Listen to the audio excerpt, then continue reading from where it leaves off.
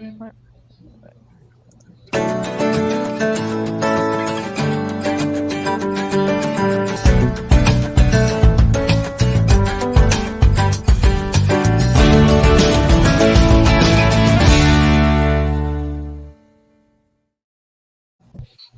right. Hi, everyone. Welcome to the first episode of WCM's Outdoor Hospitality Update.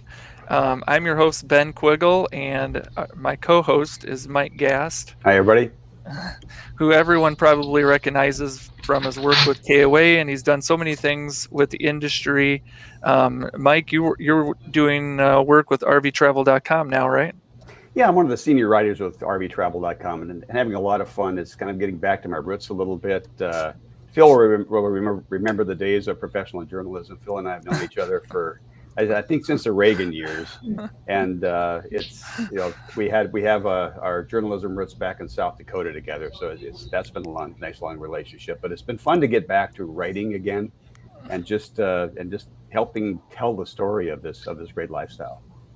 Yeah, and I mean it's booming right now. So there's so much to write about, and I'm so much interaction with campground owners on my end, and I know you're dealing a lot more with the consumers at RVtravel.com. So it's just been really interesting. But today our guests are Phil Ingrassia, president of the RV Dealers Association. How are you doing, Phil? Great, good to see everybody.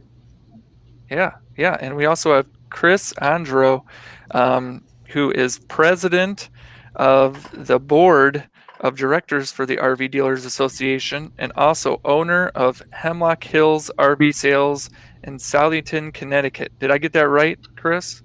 Yeah, pretty close. It's Southington, which is a weird pronunciation for the way it's spelled, but yeah. Okay. All right. I haven't really driven through Connecticut very much, but I know you guys talk a little bit differently, I think. In some areas. Yeah.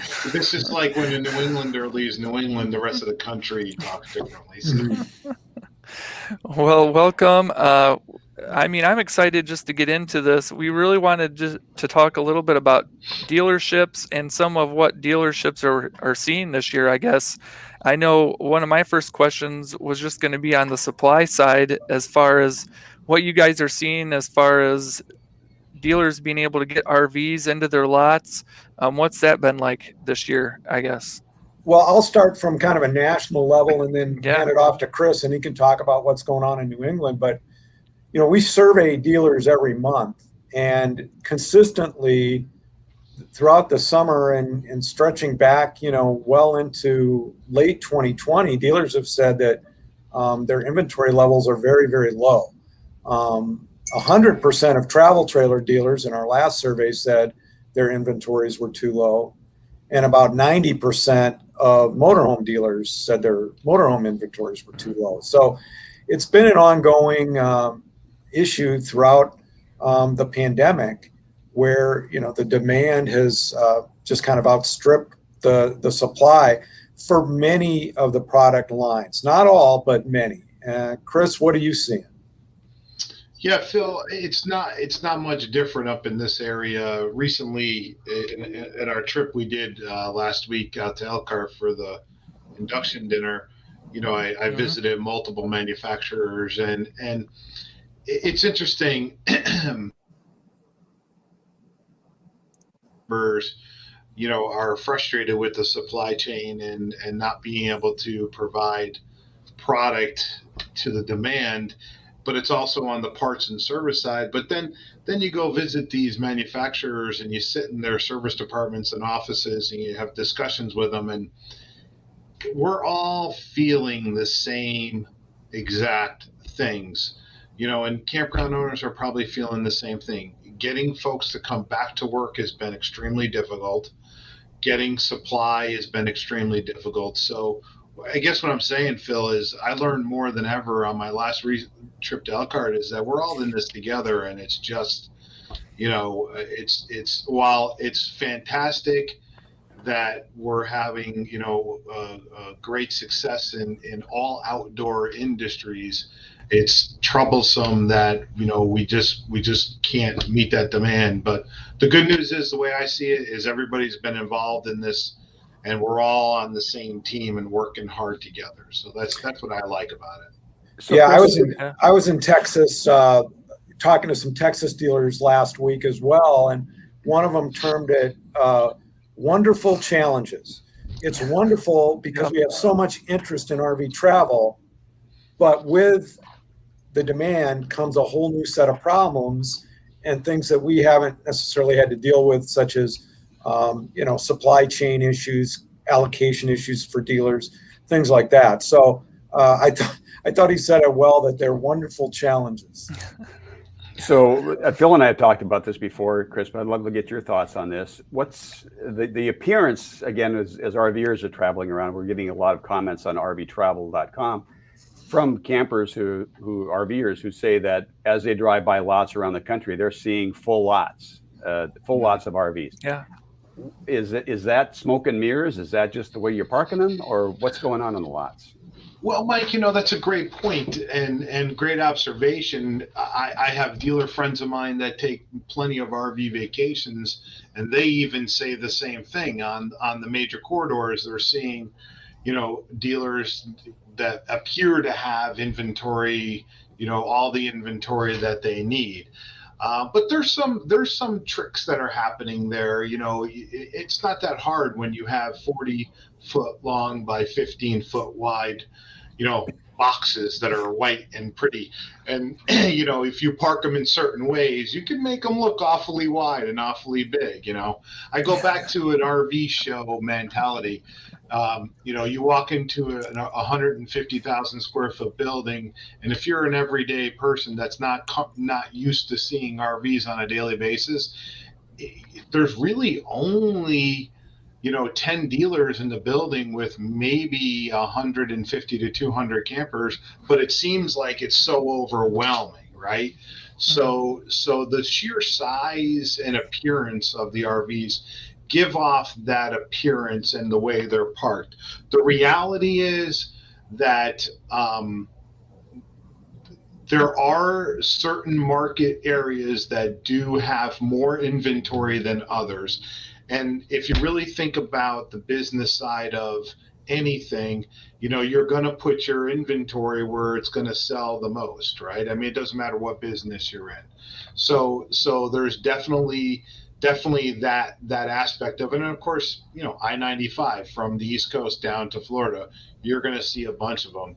But properly managed and properly positioned, a smaller guy like me up in New England, we're doing okay. We buy a lot of used right now. We're aggressively buying used RVs, and you make those relationships. So there's definitely inventory out there. There's just the demand is just so high. You just don't have enough. Is there any credence to, I've heard from some people that will say that some of what's on the lots is already pre-sold too. It just hasn't been delivered yet. There's some of that.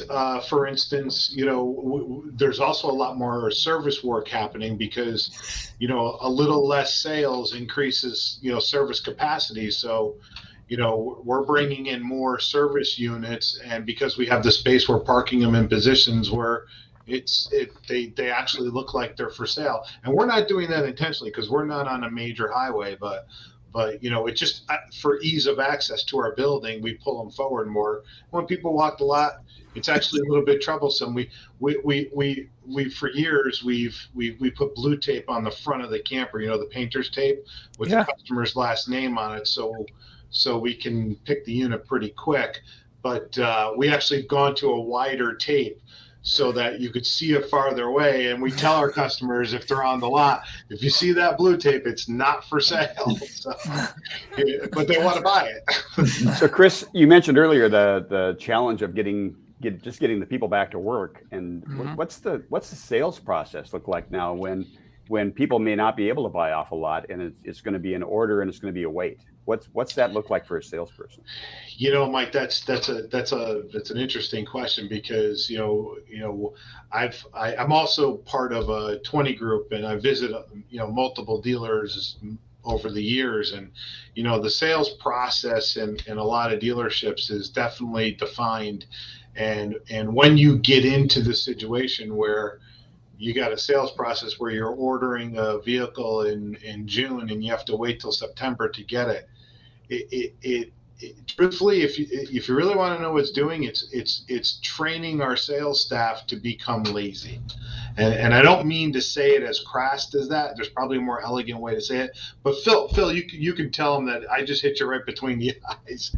But the reality is that you know, from my dealer friends that own dealerships, we're spending a tremendous amount of time, energy, and money on constant training and constant adapting and constant pivoting to make sure that experience for that buyer, from, you know, first time on the lot to taking that camper off the lot, is as good and as strong as possible. Because that lead time that you're talking about, you know, a lot has gotten forgotten on the interim. So it's just more communication, more videos, more emails, more text messages, just more of that kind of stuff. So Phil, has it changed what you're doing on the association side for training for staff like that? Well, absolutely. It's going to be shaping the upcoming RVDA Convention Expo in Las Vegas in November. We're doing a lot of work in the digital marketing side with a special track there. Customer follow-up, customer communication is really key, and not only in the sales process, but also in the back end, or the fixed operations side, your parts managers, your service managers, and primarily your service advisors, who are really the conduit to a lot of communication with customers that goes through the dealership. Because once they're sold, their service advisor becomes their best friend. And so through the Mike Molino RV Learning Center, we've developed online training for fixed operations professionals. And a lot of it centers on customer expectations, customer communications, as well as scheduling and things like that make that process go a lot more smoothly. And it's really important now with first-time buyers who are more in tune with maybe an auto experience. You know, our process takes longer. That's just the way it is. These are homes on wheels. And so that communication and setting expectations is critical for customer service and customer satisfaction at the dealership. I've been hearing from a few campground owners out there that say people are coming in and something's breaking. You know, it may not be an engine thing, it may be an internal part, and but the folks feel kind of stranded they feel kind of stranded on the park, and it's impacting the campgrounds because they're full. They have nowhere to go. And is there something that a campground owner should know what to do with the local dealer? Is the relationship between the local dealer and the local campground even more key at this point? Yeah, Mike, I've been talking to Phil about this all year long, probably even last year when I was first vice chairman, and you know, we recognized there was a point in time where we finally realized when campgrounds started opening up a little bit that they were just going to get slammed. And the reality is the amount of new buyers out there not understanding how to camp and how the proper etiquette maybe in a campground it has definitely given campground owners challenges. I personally camp every weekend in Rhode Island. We have a seasonal site down there, and I camp down there every weekend. And I talk to the owner down there often, and he, you know, is forever telling me stories about newbies coming in and not knowing this and not knowing that. I've been an advocate for years, and Mike, I don't know, Ben, I don't know if you know that I grew up in a campground. My dad bought a campground in 1976. And he built it up, and I lived the campground life. I've managed a campground. I understand how it works, and what I can tell you is that the partnership between local dealerships and the campground is vital to both businesses. And what I mean by that is the campground owners are the ones who bear the brunt of the aggravated customer when they can't figure out how to ignite their water heater or level their camper or disconnect it off the truck, because they haven't been properly told how to do it or taught how to do it. So we work locally with as many campgrounds as we can. And we have, 15 to maybe even 18 sub technicians that we partner with all around the state to make sure we can help alleviate those negative experiences and partner with the owners of the campground. Look, we should be partners in this, because at the end of the day, if you're a campground owner, the most important thing for you is to make sure that client has a great experience from check-in to check-out, right? Well, we want to make sure our clients have great experience from purchase to pickup. So if we can just talk the same language and give the same experience and set these same expectations and teach the proper etiquette all the way through, it'll relieve some of that pressure on some of those campground owners, without a doubt in my mind. The way we got into the RV business was 10 years into owning the campground. We set up a small, tiny little dealership with a small little repair shop inside the campground. Best thing we ever did. They stopped complaining and they started paying for us to fix stuff. And then they started buying campers. What's it like right now getting parts to fix RVs? I know we've heard in the past about issues getting your RV repaired. I guess, what's it like at the dealership level getting parts to fix RVs? The parts side of this business, overall, I feel like has done a pretty good job based on the amount of volume that's out there and the challenges with overseas shipping and whatever else you can throw at it. Is there more challenges than in pre-pandemic days? Absolutely. But I can't tell you the lead times, because you would think that the lead time on like a water hose is, a day or two. Sometimes lead times on water hoses are 10 days, and sometimes lead times on electrical adapters are 2 weeks, and then sometimes we got them in stock, here they are.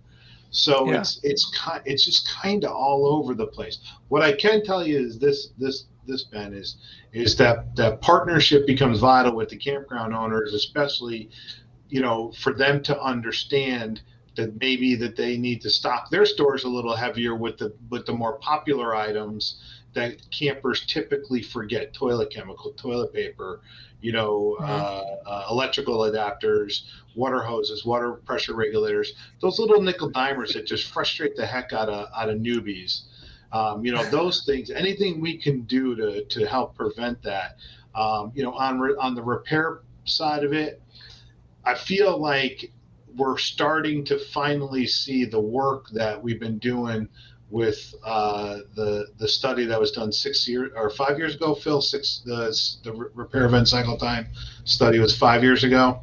Yeah, roughly. Yeah, I feel like we're starting to really see some benefits from that, because there's been so much work done. This industry is paying so much attention to that.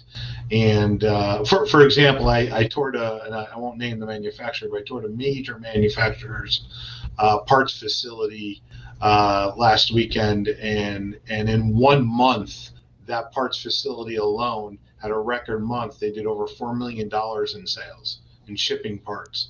And that was just in a month for a parts facility. And I tell you what, they have done everything they possibly can to get parts on the floor and ready to ship. But again, they're having the same problems everybody else is having. Another thing that manufacturers are doing too on the parts side is some of them are partnering with distributors who have vast, warehouses of parts, so that the dealer can get the part quickly from the distributor, and then the manufacturer reimburses them. So that can speed things up through the whole repair event cycle time process. So that's been good, and we'd like to see more of those partnerships within the industry as well, because there's a lot of parts in an RV, and Not everybody can have every piece of it at the same time, but if we work together, we can do a better job for sure. I like what you were, Chris, what you were talking about, the partnerships with the campgrounds, because I know on my end, when I talk with campground owners, and we wrote a piece for our magazine in the last issue, and I know there were a couple of campground owners that mentioned that, they're having people show up. They literally just left the dealership. They're coming right to their campgrounds. And I know we've written some about those partnerships and how dealerships can steer some of their clients towards certain campgrounds, to help them get that first time out of the way and different things like that. So those partnerships are definitely important. So Yeah, no doubt. You guys, I know that talking with some of the larger campground companies, there's a lot of interest in building new parks. There's a lot of new money coming into that segment of the business. I believe KOAs now has 18 new campgrounds under contract for new construction. Is the same thing happening in the RV dealership world? Are we seeing more dealerships? Are we seeing consolidation of dealerships? Well, absolutely. Dealers are investing not only in new sales facilities and acquiring new dealerships, but they're also investing in service bays expansion. I've seen a lot of that going on. Again, you get into the labor issue. It's a little tough to expand service when when you don't have enough techs as it is.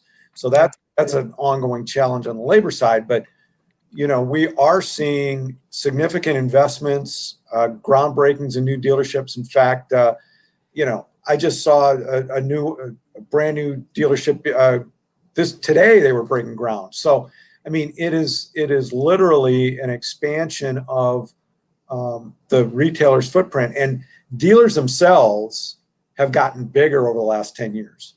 The number of rooftops hasn't changed all that much, right around 2,700 RV dealers across the country, but the dealerships themselves have expanded, and they're running a lot more business through the dealerships. Like in 2012, it was $14 billion, according to the U.S. Census, total sales at U.S. RV dealerships. Just a few years later, it was 26 billion. And who knows what that 2021 number is going to be after this run up. So dealerships are getting larger. They're employing more people, and they've got a bigger footprint as far as their service capacity and sales capacity in a lot of cases. Certainly not everywhere, but in a lot of areas they are expanding. What does how, Chris, I guess when somebody comes in and wants a brand new RV, maybe you don't have it in stock. How long are people looking at waiting to get an RV, I guess? Because I've heard varying times. Yeah, all my manufacturers, the average is probably 10 to 12 weeks. Okay. We've done a little bit, I feel like we've done a little bit better of a job filling our on order pipeline and selling, multiples that are in the pipeline rather than just retail specifically ordering. The higher end fifth wheels, to be honest with you, the Montanas and the Alliances and the Grand Designs and those kinds of things, they're not doing too bad. They're, you can get 8 weeks without a problem. So somehow that those assembly lines figured out how to keep the supply going and keep the demand satisfied. But the challenges are in the entry level travel trailers and the mid price travel trailers. That's the biggest challenge right now. Do people expect that when they're coming in, or do you get a lot of disappointment from people, or how do you manage that disappointment? I guess we have to wait 8 weeks. Honestly, there hasn't been a lot. Well, that's great. The disappointment happens if it's more than 8 weeks. That's the disappointment. So we the way we manage it is again, I train everybody in this building almost every day, and I make sure they understand this one statement. We'd rather make you angry for 10 minutes than 10 years. So just tell your customer straight out exactly what you know, and let them have all the information to make the best choice for themselves. And 98% of the time, they're forgiving and they want to continue to do business with you because you're just being honest with them. And Ben, that's the best. You're going to continue to hear numbers all over the place, but the best policy is honesty. I truly believe that. So, Chris, how long until we see the first all-electronic RV rolling off your lot? Oh man. man, Mike, I have no idea.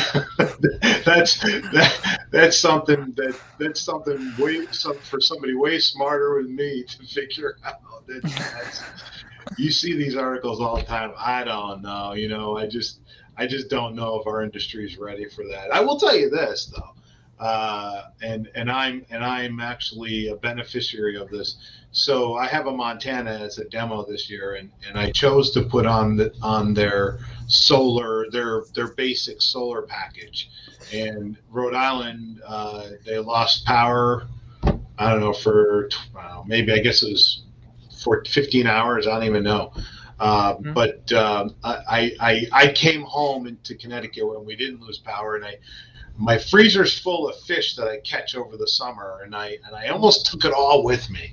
And I took half of it, and I said, I don't know. So my son stays down there during the week because he's got a job in the area, and he texted me about 12 hours into it. He says, "Superior idea putting solar on you." That's high praise from your son. When the son says Dad did something great, I know from experience that's about as high praise as you can get. Yeah. And it is going to be interesting. They just announced this week that the orders for that Ford Lightning F-150 pickup were twice as much as they thought. Wow. So this is coming, and from what I've seen, they are promising that they can tow. I mean, people buy pickup trucks to tow stuff, whether it's RVs, boats, or their workmen, and they're towing around their own trailers. So, the auto companies know this, and they are building these electric vehicles, they say, to tow. Now, what will the real world towing experience be like? And what are RV manufacturers going to have to do to maximize the towability of those units so that they're not dragging as much?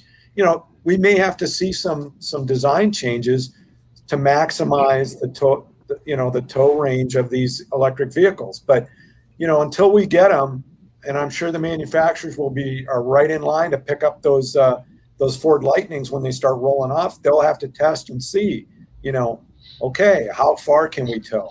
And then the other thing will be, how do we recharge them when they're out in the campgrounds?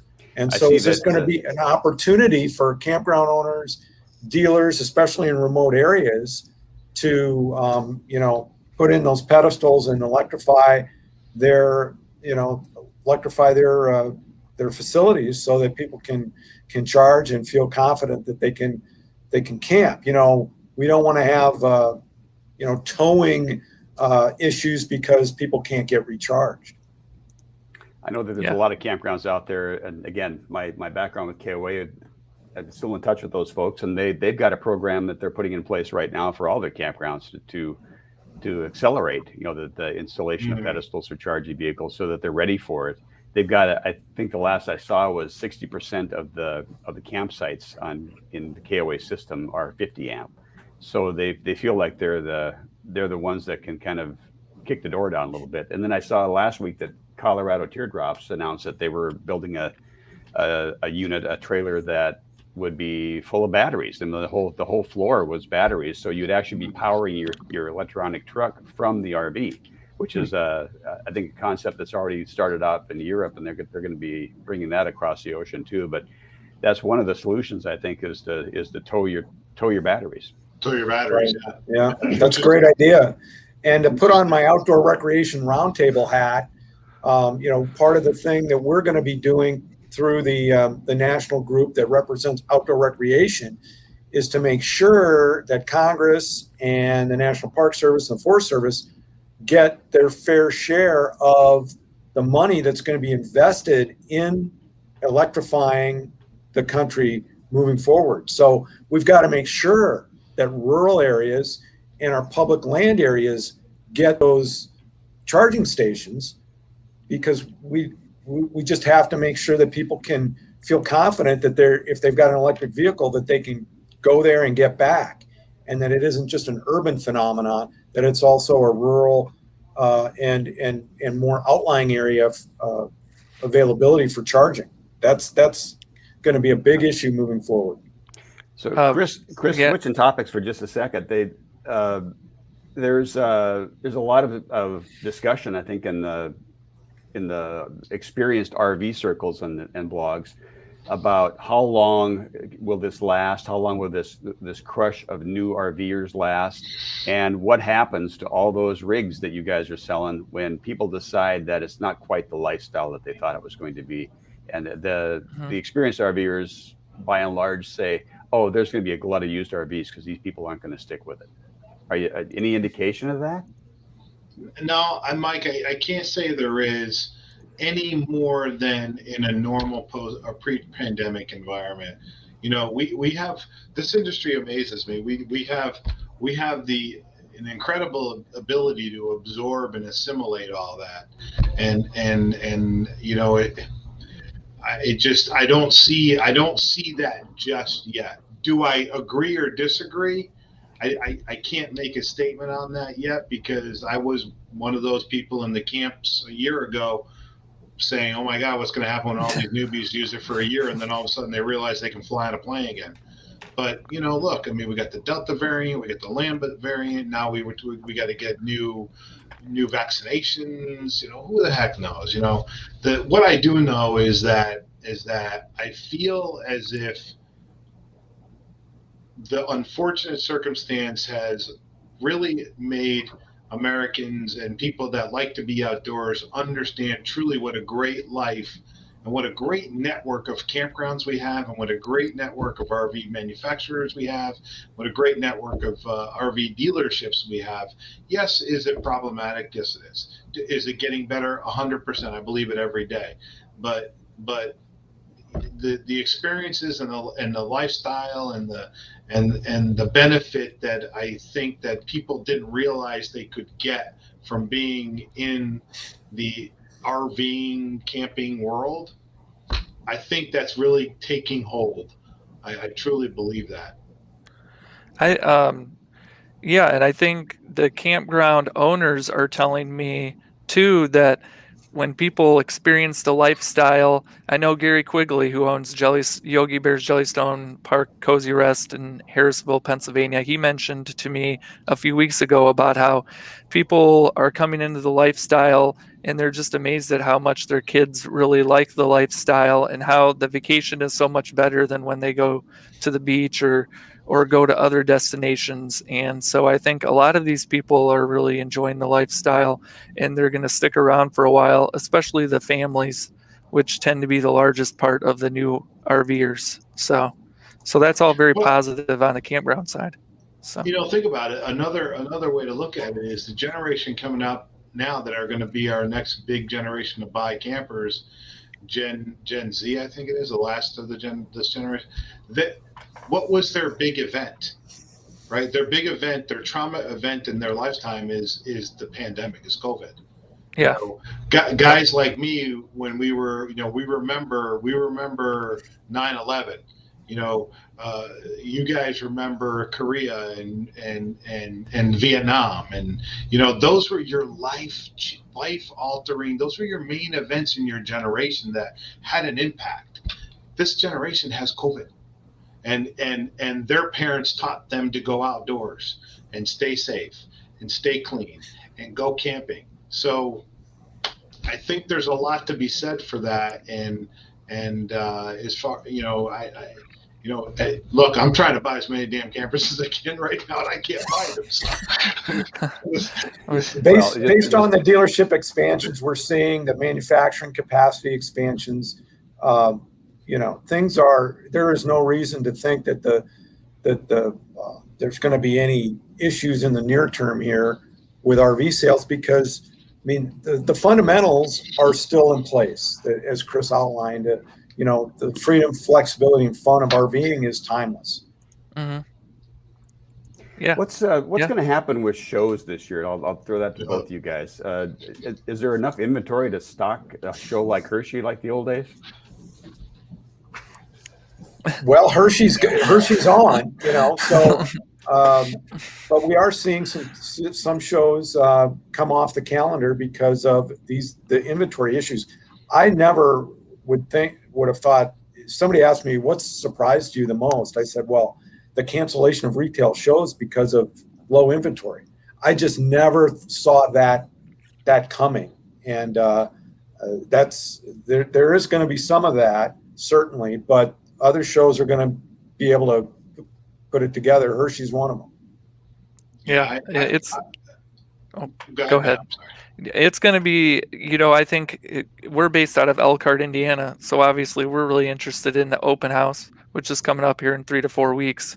And it's going to be really interesting to see what kind of, what that experience is like. Usually there's a ton of RVs all over the place. And, we're right by the manufacturer. So maybe that'll help fill up the space. But who knows what that's going to be like, how many dealerships are going to be here, when they're struggling to get stuff on their lots already, and they're already have so many sales. So, well, dealers are planning on going. I can tell you that they want to shake the trees, right, Chris? I'll be there. I'll be there with my brother, with my partner, and my sales manager. But shows.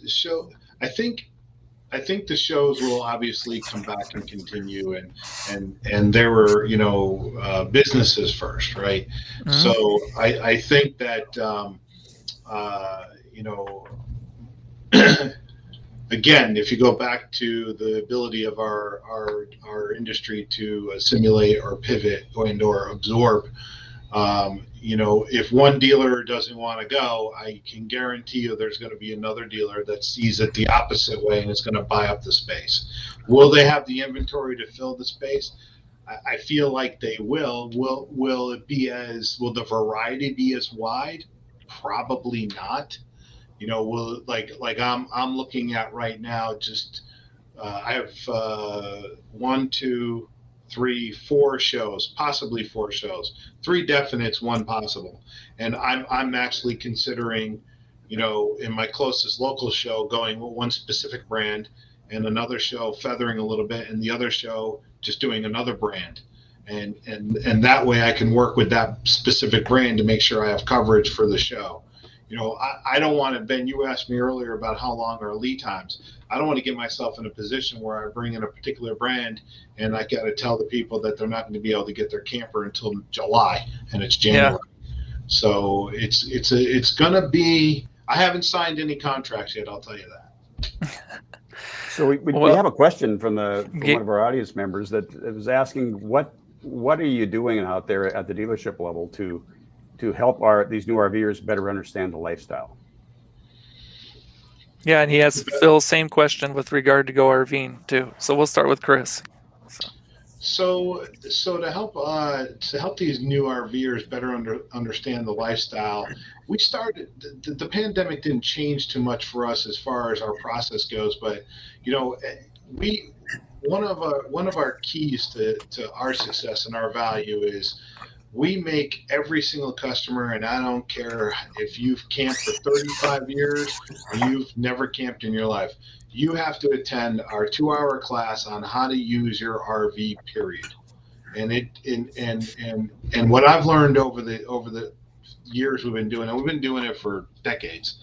What I've learned is that old timer that's got that last fifth wheel that he's ever going to buy always comes by my office, says, Chris, I learned something today, and I appreciate you taking the time and making me do that. I didn't know this, that, or the other thing.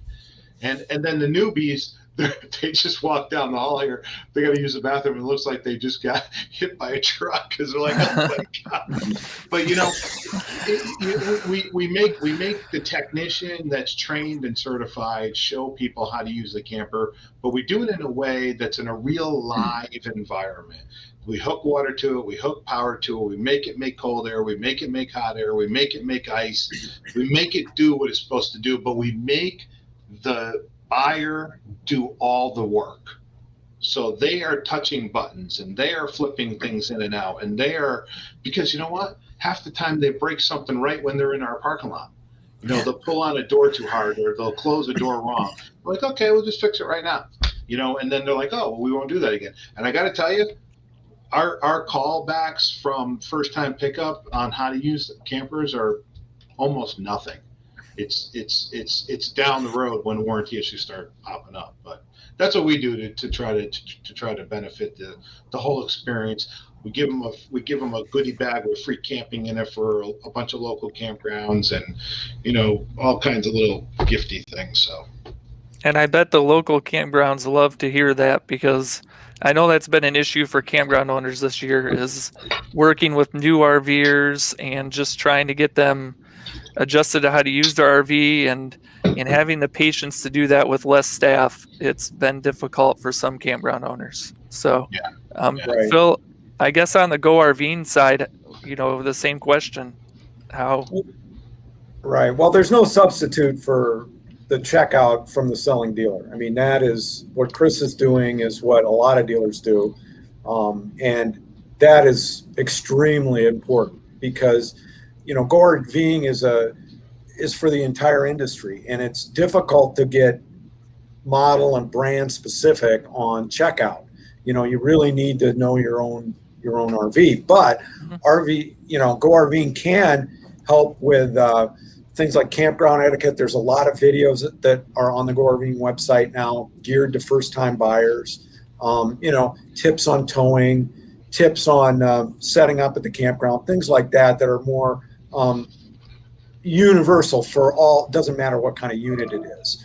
I will also put in a plug for the manufacturers who have put in very brand and product specific videos, as well as some of the suppliers on how to operate those, so that if you're at the campground and you've forgotten, you can just go on YouTube, find that video, and that's very, very helpful when you're, you know, as Chris said, if you're a first-time buyer, your head is full of instructions. It's great to just be able to check it out on your phone and figure out, well, oh, now I remember. Now it's coming back to me how to use that leveling system or whatever it may be. Yeah. Well, I think we're getting about ready to wrap this up, right, Mike? Or do you have any more questions? Or we could go all day, but I know that we wear ourselves out. we wear the audience too out, I think. I don't know. I mean, it's very fascinating discussion. I think we learned a lot. Phil and Chris, just thanks for being willing to come on and give us an inside view. And it was great, Chris, just to listen to you and talk and what you guys are doing as far as helping new owners at the dealership level there. So, and Phil, just your insights into the national scene is just incredible. So, well, we really appreciate our campground partners. I know Chris feels the same way. You know, that's where the rubber meets the road, so to speak. And so we really appreciate all they do for new RVers and RVers of all stripes, because you're providing the experience that we're ultimately selling. Yeah. And I know we're all just trying to benefit the camper and make sure that they have a good time, so that the outdoor hospitality industry just keeps chugging along. I mean, it's just incredible what 2021 has been like, and 2022 looks like it's going to be really good too. So, well, thanks for coming on. Mike, we'll let you get back. I don't know how many people know, but Mike's in Hawaii. So we'll let him get back to the beaches, I guess. That's where he spends most of his time. Hang loose. Aloha. Somebody's got to suffer out here. So, well, thanks everyone. Thanks everyone for taking the time to watch the inaugural show, and we look forward to being back next Tuesday at 3 p.m. I think we're going to talk about camper etiquette, so that should be very interesting. So, thanks, and everyone have a good week. Thanks, guys. Thanks, Thanks, Ben. everybody. Thanks, Thanks, bud. you guys.